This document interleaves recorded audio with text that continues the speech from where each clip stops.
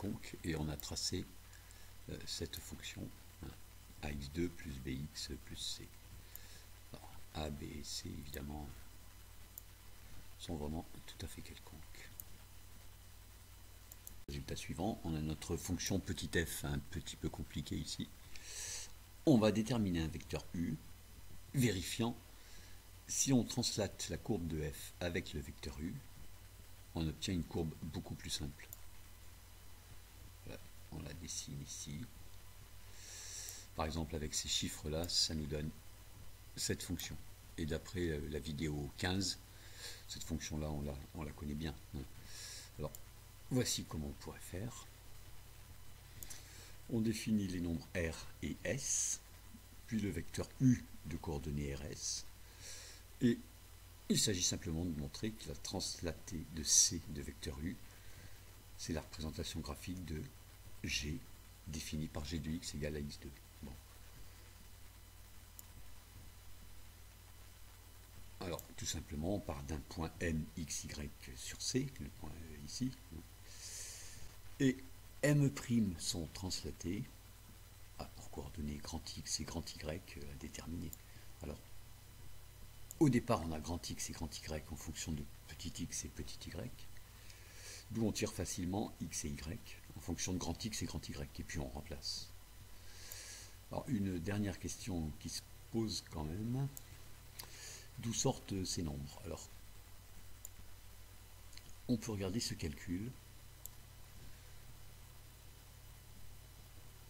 Ceci permet d'écrire ax2 plus bx plus c comme un carré parfait qu'on voit ici, plus un certain nombre. Alors, le b sur 2a, alors vérifiez les calculs ici, le b sur 2a qui est ici, c'est lui. Puis le petit s, c'est ce qui reste là, voilà.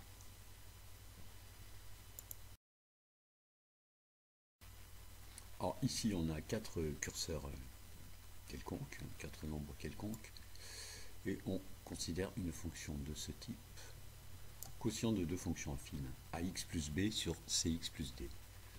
Alors dans notre exemple, ça s'écrit comme ceci. Bon, ABCD tout à fait quelconque. Voici. Alors voici notre fonction un petit peu compliquée. On va seulement montrer ici qu'on peut déterminer un vecteur v, tel que si on translate la courbe de h avec le vecteur v, on obtient une courbe beaucoup plus simple. Là, on peut la dessiner ici un petit peu.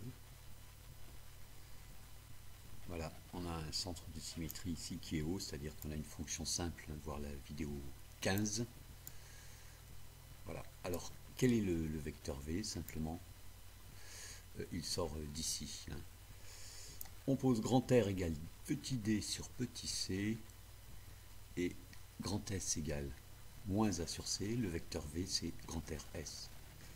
Et à ce moment-là, on va arriver à une fonction du type x donne k sur x. Le nombre petit k ici, il va sortir des calculs. Alors, d'où sortent grand R et grand S?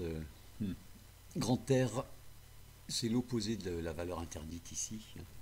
C'est-à-dire notre courbe ici ne peut pas couper la droite d'équation x égale, alors pour nos valeurs, c'est 2,4 sur 2, 1,2. Voilà, on ne peut pas couper ça. Et c'est de ça qu'on décale horizontalement. Et le nombre a sur c, c'est le nombre dont se rapproche h de x quand x devient très très très grand. Bon, ça on verra mieux en classe de première.